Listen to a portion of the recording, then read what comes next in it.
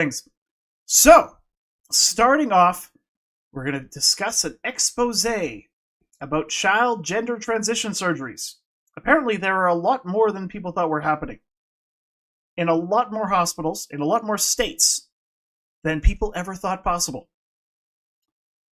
Then we're going to talk about a fire department in what I believe to be North Carolina, and how basic 5th grade math is now racist. And then finally, lo and behold, we're going to talk about CBS. Because apparently being a journalist is offensive and just too much for some people. But we'll discuss all of that and more later. But before we jump into everything, Dan, how are you doing today after you've heard my crazy story of insanity? Oh, I'm doing great. I was just playing with my laser today and getting that all set up. With your laser? Burning the table accidentally, oops. Thank goodness it was just a shop table.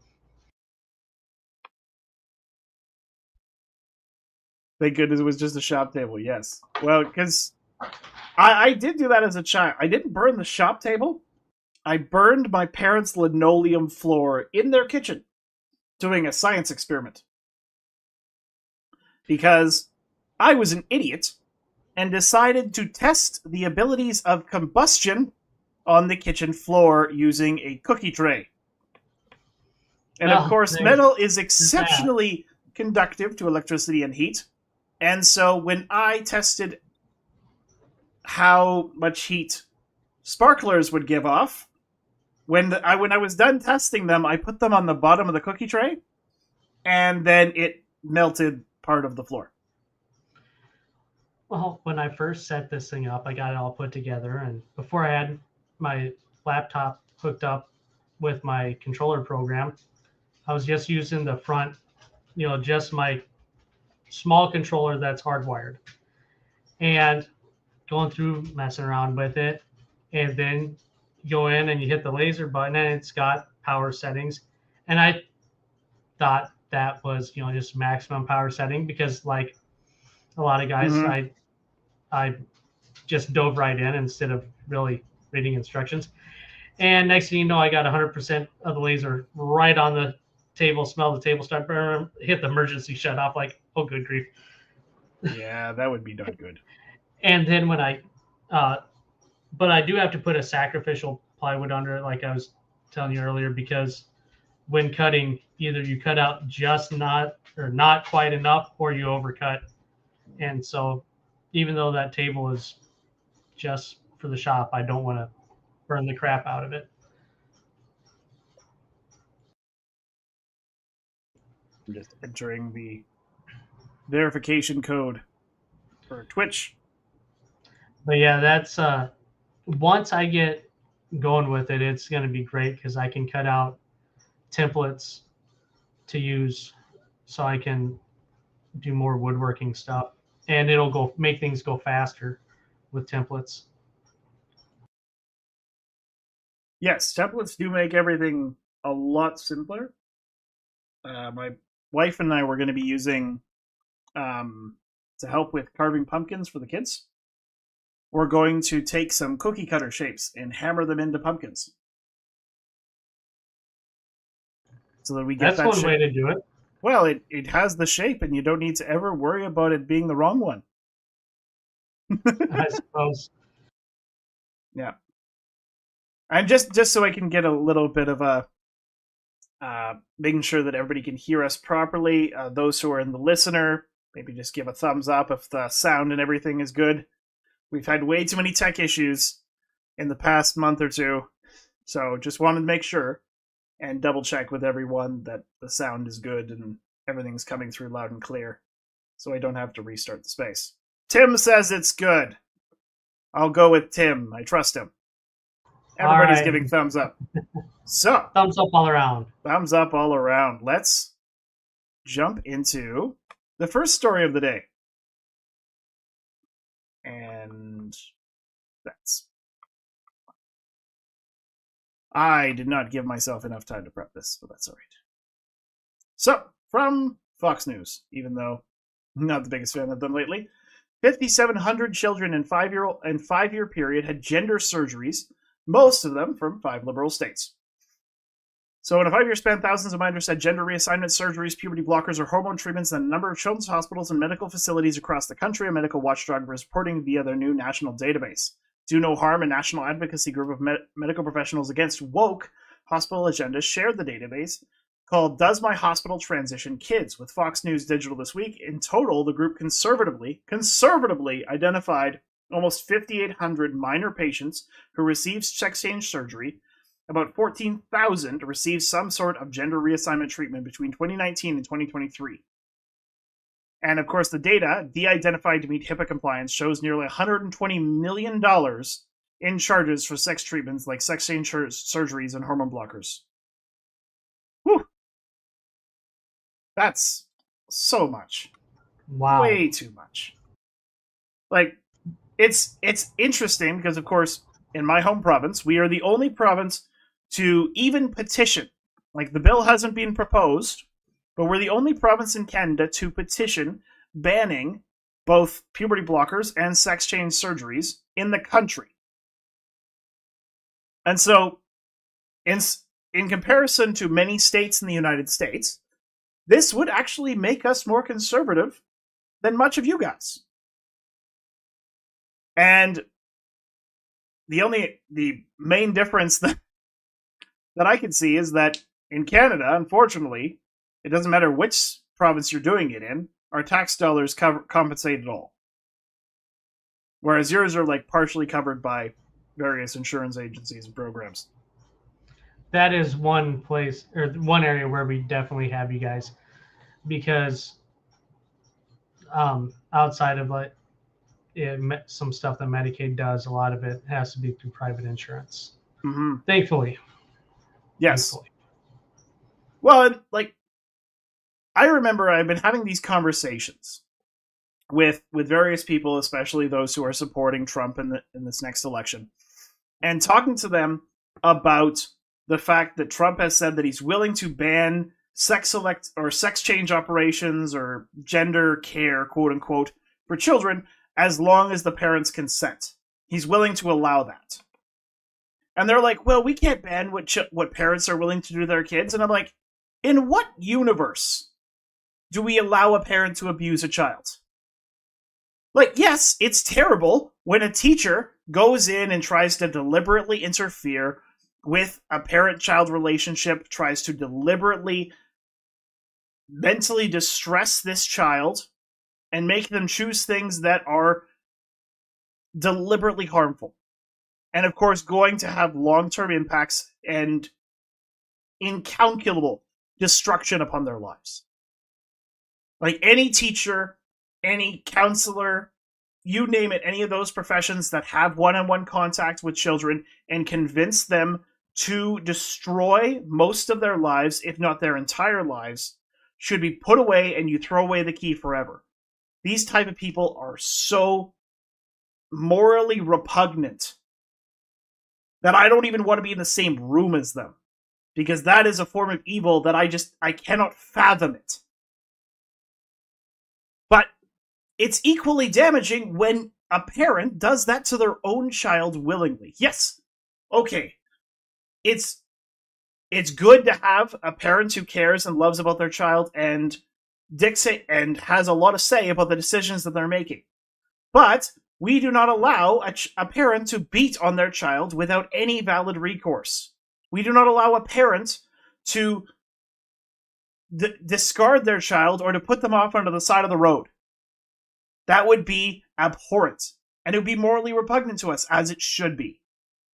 But this situation, unfortunately, more and more Republicans and more quote-unquote conservatives are becoming okay with the idea that it's okay to do these sort of things if the parent is involved.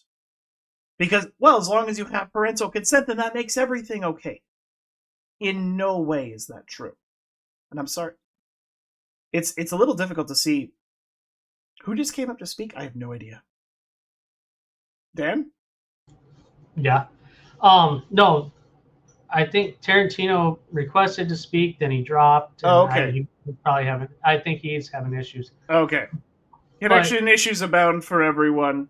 And of course, for those um, who have been in the path of the hurricane, um, if you if you're experiencing some sort of loss, or if the hurricane has made life more difficult for you, I haven't brought this up with Dan, but I'd be happy to kind of let you share your story, and then we pray with you. Dan, yeah, that's fine. sweet. Perfectly fine, man. Okay, great. I was like, I'm going to propose this like completely out of the blue. But speaking to the gender reassignment, and actually that is surprising to me, even with the liberal states and the state of everything and the state of things in general over the past several years, that it is that many. Um, we have to stop it. There are some things that we have to stop, and this comes to a point where we need to make the distinction between freedom and liberty.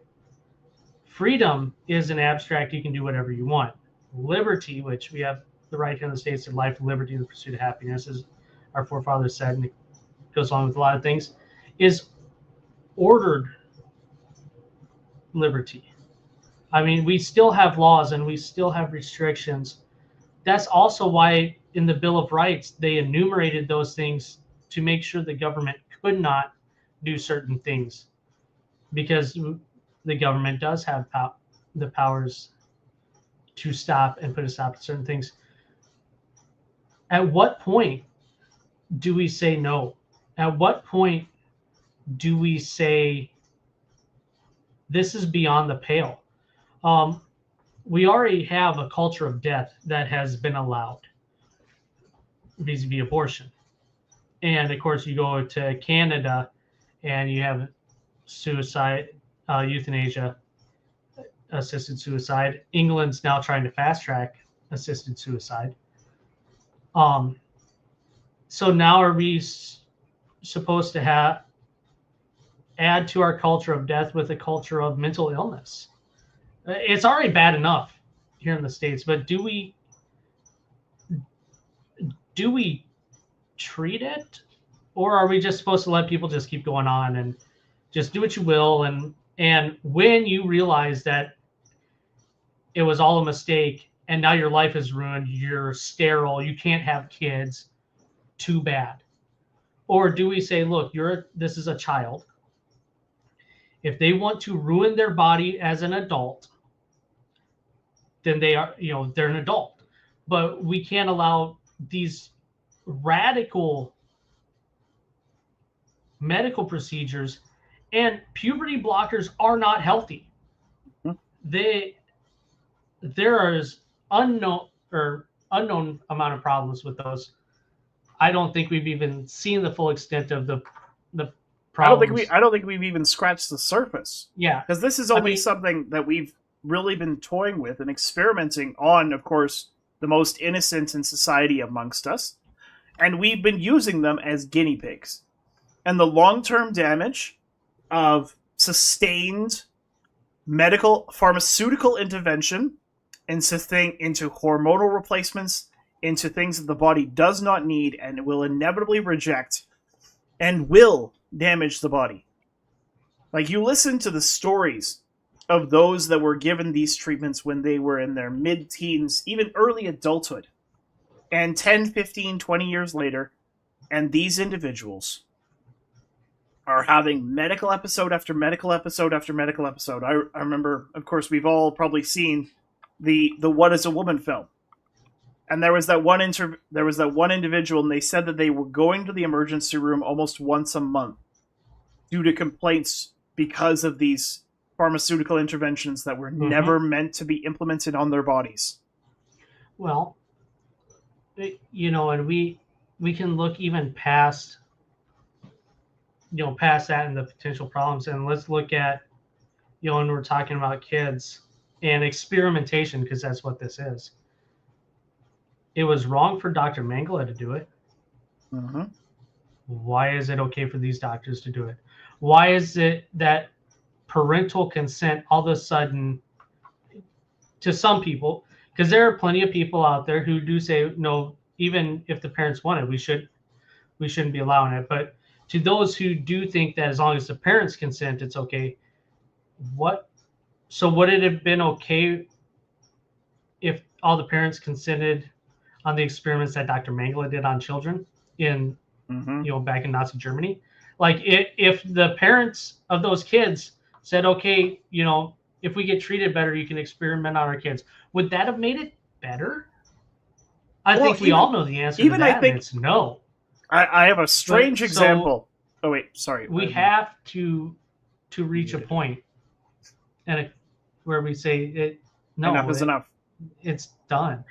Well, When you're an I have a adult, very do as you will. But the suicide rate for people who transition, even as adults, and everything is tremendously high.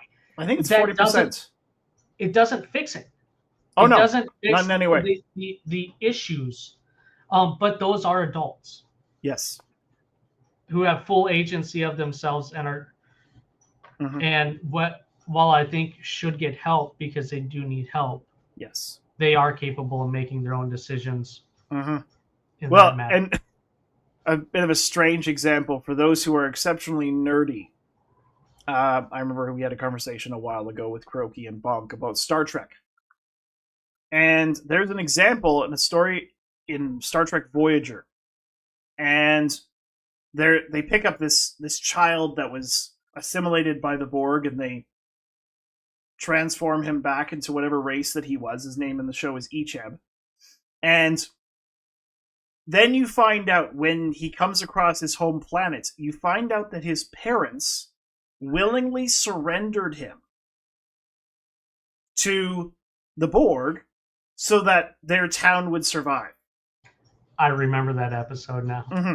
And you almost feel that it has a lot of the same aspect to it, because many of these parents, especially when they start to dive into the realm of the peer pressure and the public sentiment on the left towards transitioning children, if they start to make the claims that their child is living in a different body, and then they try and revert and they try and stop the process, they will be attacked like nobody else. Because, well, you're denying your child their pure identity. You're destroying their lives forever. You can't do this to your child. You're abusing them beyond all measure. When, of course, the opposite is true. The peer pressure and the attacks and the bullying that goes on within that community is beyond you would find in almost any other in modern North American society. Well, and you see a perfect example of this in Hollywood. Yes. I mean, look at all of the children who celebrities have transed, and not even just in Hollywood. You're starting to see some of it in sports as well, with different sports figures and their kids. So, and then of course they drive this conversation because people look at them, though they shouldn't really look at them for any sort of example of how to be there. No one in Hollywood is really a shining example of something to aspire to. There's one or two that are halfway decent, reasonable. But even them, I would not use as my guiding light for of course not what I should do. No. But yeah, well, we felt as though that was important to mention, that we can't hide from the Shrewd? Oh, I can keep forgetting that I have to unmute myself when I talk, and so I just go on a spree and a rant, and then nobody hears me, so that's great. But and I totally forgot what I was trying to say there. Yeah, I lost my train of thought. My bad. I was like going on rants, and then I had to reset and I lost everything. So let's move on instead and go to the next story. Why don't we? So the next story that we're going to discuss This is a story from the News and Observer, which is a website that I have never heard of. So, Durham County. Durham will pay $1 million to firefighter applicants rejected by unintentionally racist test. I purposely used a source that was supportive of the fact that this test was racist, so that we could laugh at it, because it is insane. Have you heard about this story, Dan? No, I actually haven't. Okay, so this story absolutely bonkers, and I will put the link into the jumbotron for everybody to see, because you should be able to read along with this insanity, because it's crazy. So here we go, and it's shared. So Durham will pay nearly $1 million to 16 African Americans rejected from becoming firefighters after a test used to weed out job candidates was found to be unintentionally discriminatory. Sydney announced on Tuesday that it settled a lawsuit filed by the U.S. Department of Justice that accused the Durham Fire Department of violating the Civil Rights Act of 1964. So, it's been administered since 2015 to screen applicants for entry-level firefighter jobs. The DOJ found that African Americans disproportionately failed the test compared to white applicants. And so, that disqualified them. So they deemed the test to be discriminatory, and it does more to cost applicants a fair chance to compete with public service jobs like firefighting. They also prevent communities from being served in these crucial positions by the most qualified candidates for the job. Let's see if this actually goes through. So, the 100-question multiple-choice test was developed by Fire and Police Solutions, Inc. It included 15 reading questions, 20 math questions, 20 writing, 15 map reading questions, and 30 questions on interpersonal competency and human relations. They don't have any examples, but I have some. So, would you like to do the test? Or at least a couple examples of the test, Dan? Let's see if you can become a firefighter in Durham County. And of course, everybody listening, you can join along. So, math question. Are you ready? Shoot. All right. Your fire hose is 50 feet long. The site which you are going to, which is on fire, is 360 feet away. How many sections of fire hose will you need? Really? 8, because it's 360 foot long, 50 foot. So you take 400. Exactly. And, yes. Yeah. 400 divided by 50 is 8. Yes. Correct. And if you really want to get technical, that gives you a remainder of 40 to play around with. That's fire. Yep. Second question. If you have 4 sprinklers that are each dishing out water at a rate of 15, I'm going to say liters, which is of course Canadian, of 15 liters per hour. I mean 20, 4 hoses, 25 liters an hour. How much are you going to dispense in 15 hours? Really? You're going to dispense 1,500 liters. Exactly. Now, here's the thing, and this is what gets me, because, I mean, we can keep going on, and these are... Oh, no, I'm going to do... I'll have one more question for you, Dan. Okay. This is the morality question. All right. If you have someone who is incapacitated, and you see his wallet fall out of his pocket onto the ground, and you see a surplus of cash in it, should you, A, leave it on the ground, B, sneakily come back and take it when no one else is watching, or C, should you give it to the hospital staff when you deposit him at the emergency room? So, well, it's obviously C, unless the fire is really that bad. Then it's well, no, it was somebody that they like encountered drunk. It was also like a question to be like a volunteer paramedic. Oh, okay, then yeah, C. Yeah. But here's my thing. You notice how the way this article is written, 37% of black applicants failed. That Mm-hmm. also means that 63% of black applicants passed, Passed. and and 89% of white applicants. And I mean, look, these questions, and most of these, they aren't hard Mm-hmm. questions, and they are meant to Weed weed out out people who those who can't are handle unqualified. basic Yes. and very basic qualifications. It's just like when they do all the strength tests, and Mm-hmm. firefighting tests are brutal. Oh yeah, for as far as a physically demanding job, like so firefighters are amongst the most difficult for sure. so in the Navy, I had no choice but to be a firefighter, because when you're on a destroyer, everybody's a firefighter. So Everybody. I mean, because there's no help coming when you're in the middle of the ocean and you catch on fire. We trained rigorously for both security and fire, and you had to be able to carry. Now this was in in the Navy, there is no option. Like basically, whoever's there, even if you're in port, whoever's there is the firefighter. So there's not even near as rigorous of tests, because it's just whoever's there, right?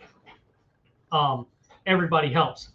But you think about having to drag someone up a flight of stairs out of poison gas. I mean, there were some guys on that ship that were pretty daggone big. And now we go outside of the Navy, where you may have into the civilian world, where like you got more people that may be obese or all sorts of different issues. And you need to have even more, be even more fit to deal with some of that. All of these tests are meant to weed things out. And I know plenty of people back where I grew up that are definitely all white that wouldn't pass that test. Oh yeah. I totally get it. Like this is a test that's it's meant to weed and seek basic competence. And it is sad that you do not have 100% passing in skills and in tests of basic competence. And I think that's an indictment of our culture that you would see, especially about, say, I think we would agree, 25, 30 years ago, that the rates of passing would be 10 to 15% higher amongst all sections of the population. But we have I would deemed hope that. so. I would hope so. Well, yeah. Well, 15 years ago. Like I would hope that today we'd have almost 100% passing on questions and tests that are this simple. But we don't see Yeah, that. gosh, this didn't even get into fire science. Yes. Well, because they were saying that the test was discriminatory and racist because it had nothing to do with firefighting. And it's like, well, not entirely. Like, you have to do basic math. You have to be able, like, you do have some moral quandaries that you are going to face in the job because you are dealing with life and death. So these are If you things which are cannot, important. if you cannot do some basic math and remember, like that question about 50-foot sections of fire hose, how are you supposed to remember all the aspects of a fire triangle, or the fire tetrahedron, actually, because the Mm-hmm. fire triangle is only used for like basic understanding of fire science, like I don't even. kids. You might have But to like briefly go into what the fire triangle means. well, the fire triangle is briefly, you have three aspects of fire, right? You have, and God, it's been so long. You have heat, you have the fuel. It's basically heat, fuel, oxygen. Oh, okay. Like You take the three things that and fire. the tetrahedron, and that's what I don't remember, because I haven't done firefighting in forever. Tetrahedron, there we go. The fire tetrahedron, just that's that adds the chemical reaction. So the fire triangle that almost everyone's taught, like when you learn any basic fire safety, is heat, oxygen, fuel. You take away one of those things, the fire goes away. The fire tetrahedron adds chemical reaction in there because you can break the chemical reaction. Well, and of course, in certain fires, especially in those of an industrial nature, then you might have a situation where even if you take away the fuel, that there is some other fuel source which you're not aware of because there are many chemicals which can encourage and promote fire. I mean, there's so much to go into with firefighting because you got class Alpha, Bravo, Charlie fires and Delta fires. So you basically, Alpha fire is a structural fire, wood and stuff like that. Bravo fire is a fuel fire or grease fire. Charlie fire is an electrical fire, and Delta is metal fire, like magnesium and things like that. And so you get into that. And so if you can't follow along with simple tests, like how are you supposed to remember, which fire extinguisher to use on electrical fire as not to corrode, and I mean, there's just so much to it. And these tests are basic, and then they get harder as you go. So, I mean, seriously, you get past this and you go to the fire academy, it's going to get a lot more complicated. And I wasn't even a damage control man. They learned way more than the rest of us did because that was their job.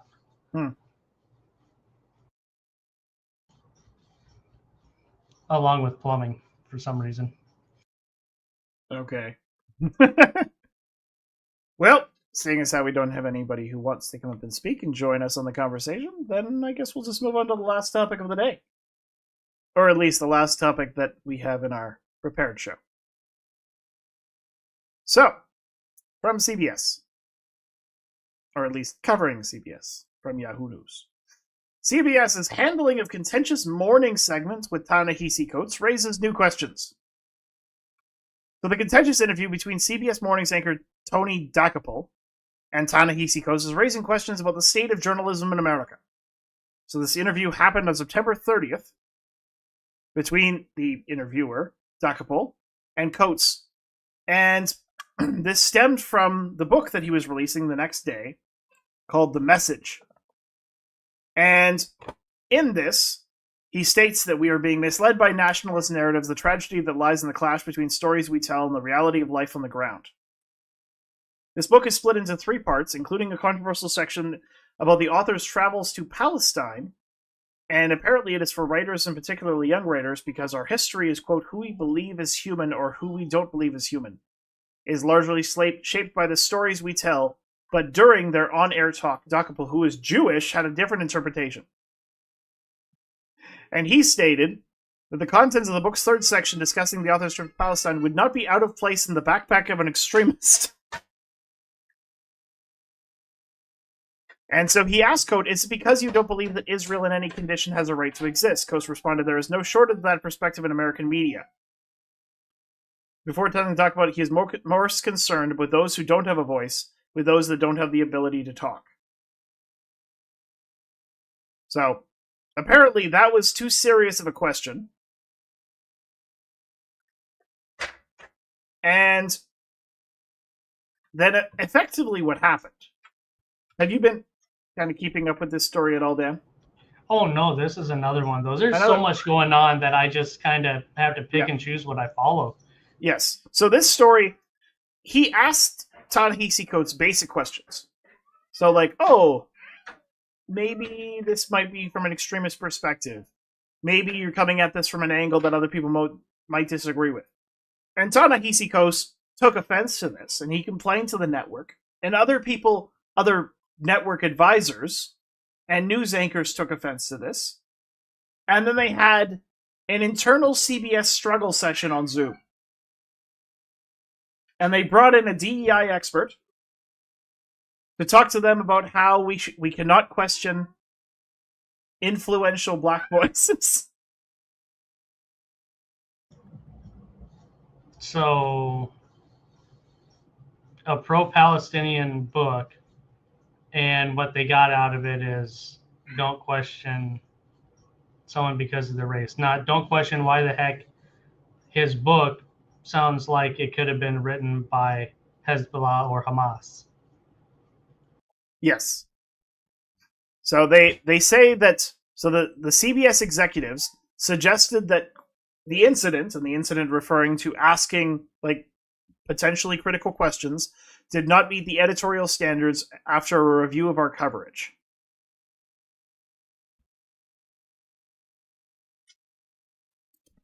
And so, yes, they did a struggle session, and they had, I'm trying to remember, they had someone, I think his name was Douglas,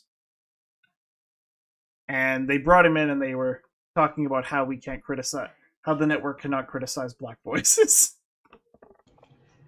No one's above criticism. No, I mean, seriously. Look, if the guy's book sounds like Hamas could have written it, then maybe he needs to be questioned about his perspective and why he is going and trying to tell the terrorist tale. I mean, just maybe. It's not like he's talking about, you know, this one person and how their life was, you know, pick some random person.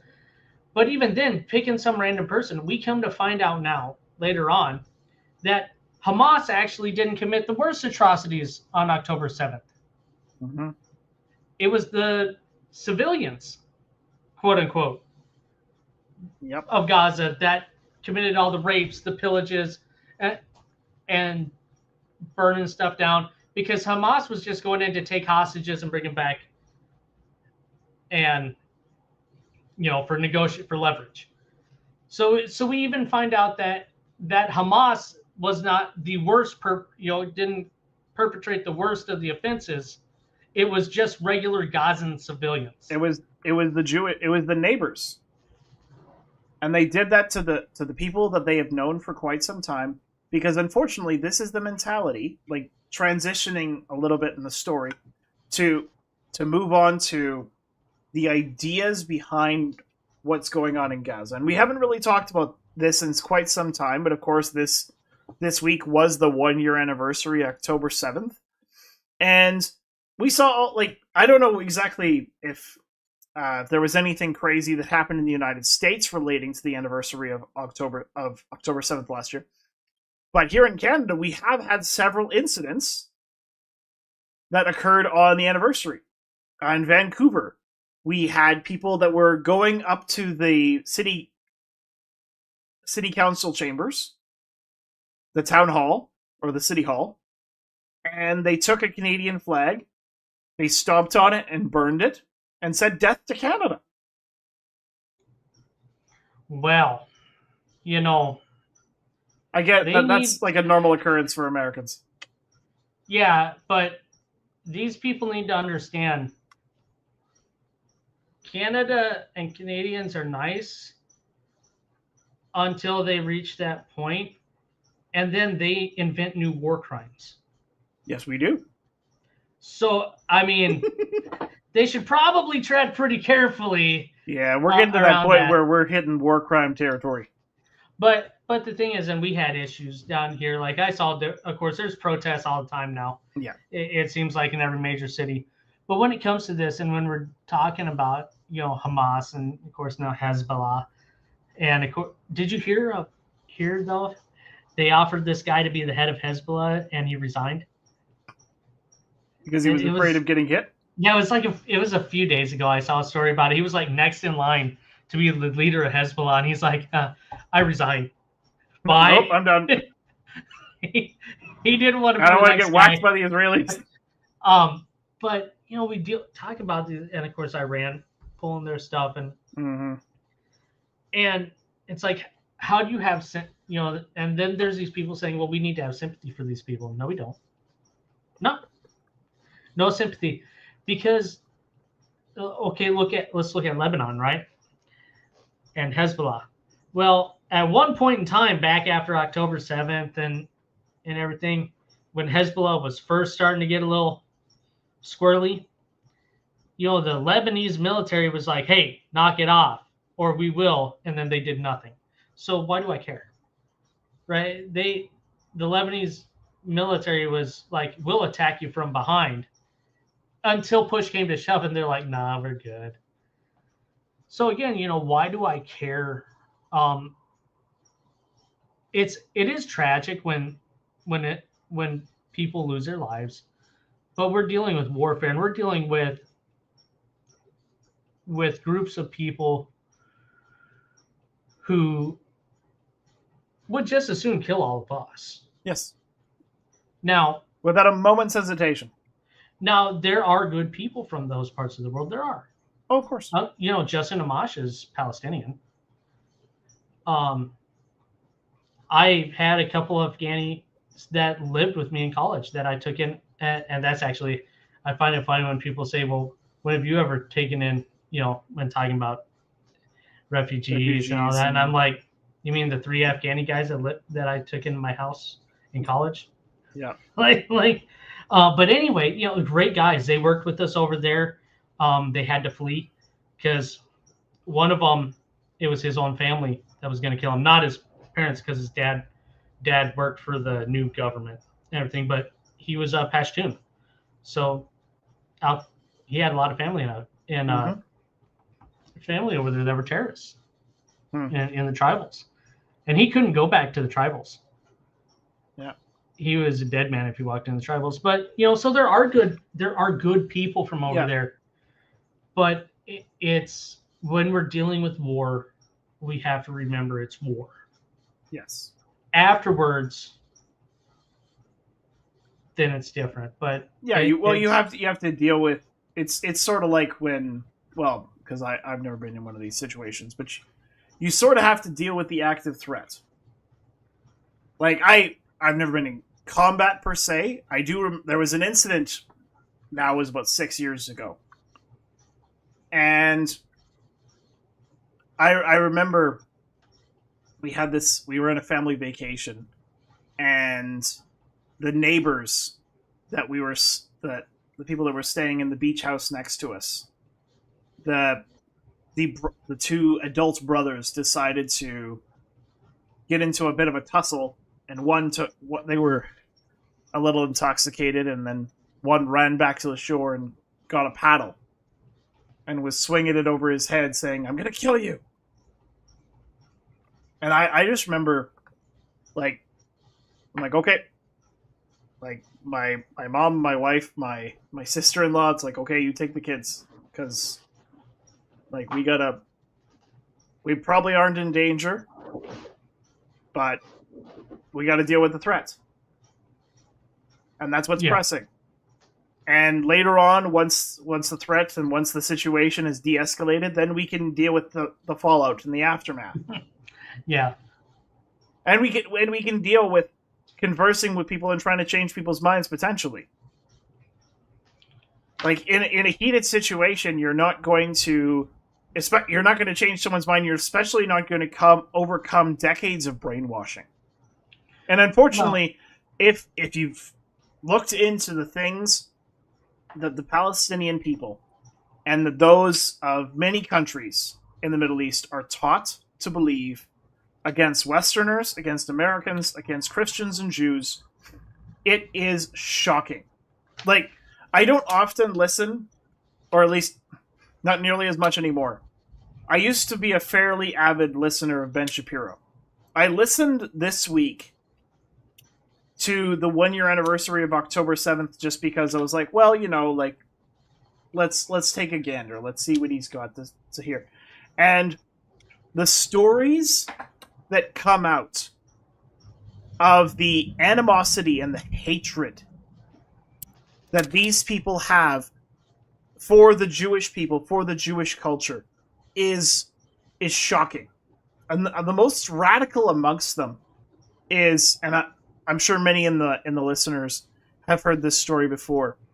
The day of October 7th, there was a video that came out because a Hamas terrorist filmed himself using the phone of a woman that he had raped and murdered. And he was calling his father to tell his father that he had killed Jews.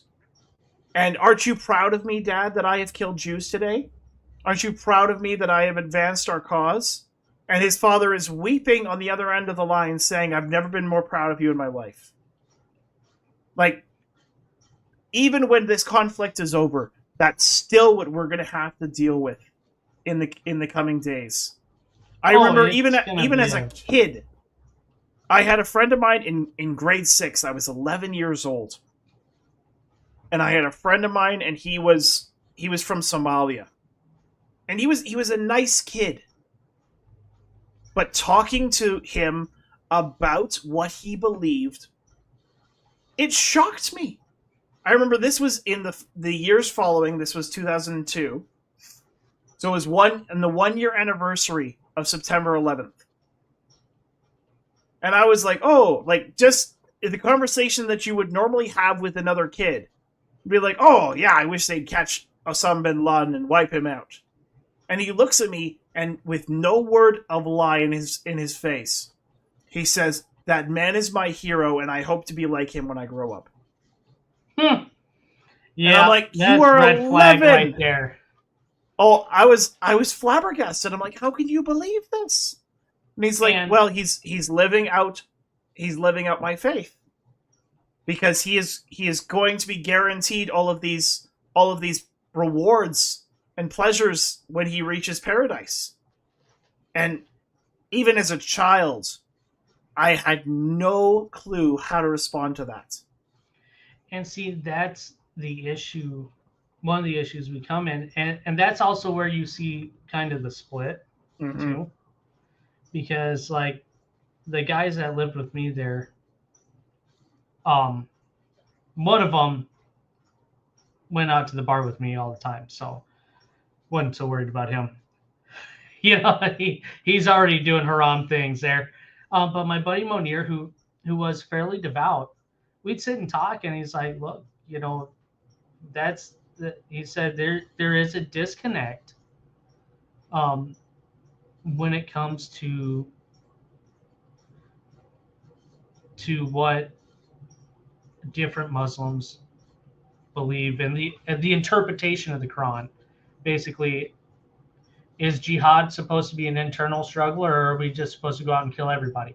And he's like, for him, of course, obviously, it was an internal struggle. And I played soccer with all the guys from the mosque there in Bismarck. In fact, it's actually funny. The mosque, the imam, great guy, he came over, and so many of them left Minneapolis because they didn't want their kids to be radicalized. Mm-hmm. They fled Minnesota to North Dakota so their kids wouldn't be radicalized. And the imam, and I'll never forget his words. He said, "You know what? The great thing about being the only mosque in most of North Dakota is if I kick someone out of my mosque, extremists, they got to go to mosque all the time, and if I kick them out of my mosque, they got to leave the state." Yep. And so, I mean, so there is good people, Oh yeah, totally. but again, you see The cultural it's norms which they have come to which a good chunk of them have come to accept their entire life, right and compared the to those who want to exist in a world with other people. mm-hmm. Um, and the and that's why elevating the voices of those who do want to exist in a world with Yes. other people, like Imam Tawhidi.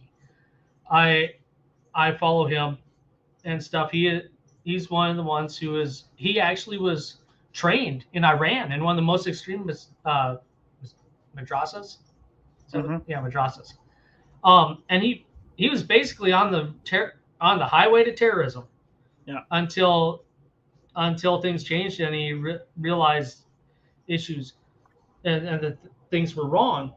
But again, it's when that's where we deal with the two sides of that coin, but one side is bigger than the other, and it's not the Mm-hmm. side we want to deal with. Yeah. It's not the there are more extremists that used to they say, well, there's only a small fraction of Islam that's extremist, and well, no, we see more and more every day that it's not. But there are good people out there, but it's how do we, you know, it's how do we interact with them in a positive way while at the same time Mm-hmm. shunning Countering the all narratives these. which and the ideals which they have been raised with their entire some of them have been raised Right. with their entire lives. My buddy Monir, we would sit and go point for point with the Bible and Quran, just discussing and talking Mm-hmm. back and forth. And he even said if he went back home and said he went to university, was going to school at University of Mary, because it's a Catholic college, Yeah. they'd want to kill him. But if he said he was going to a school that taught the teachings of Isa, which is Jesus, Mm-hmm. the Then Arabic that for would be Jesus, okay. then that would be okay. And like he said, there's a lack of it's also a lack of education. He said because even though no matter what, there was no, we'd go point for point and talk and discuss, and we were never going to agree on stuff, Mm-hmm. right? But there was a respect there, and the fact that him being a more educated Muslim did understand that Isa and Jesus had the same thing. As Mm-hmm. far as the translation of it, now of course I don't believe Muhammad was a prophet, so Of we have a course. major disconnect there. But as far But as at least you can so, have civil conversations we without it enjoyed it. devolving into screaming and shouting and threats. We enjoyed it. I mean, actually, he became more devout in his faith because he went to a Catholic college and saw people who were devout in their faith. Hmm. When he first got to the States, he was still partying and everything. He was partying and everything like that, and then of course he cleaned up his act. Now, unfortunately, I tried the whole to have a pizza to myself. Well, that's got pepperoni on it. Yeah, we'll fold it in. Yeah. Both of them are like, yeah, sure, we'll ask for forgiveness for this one. But it is interesting seeing when you get to see the difference between Oh yeah, for them. sure. Anyways, Oh. I'm probably gonna stop this. I'm gonna stop the stream because we're not really doing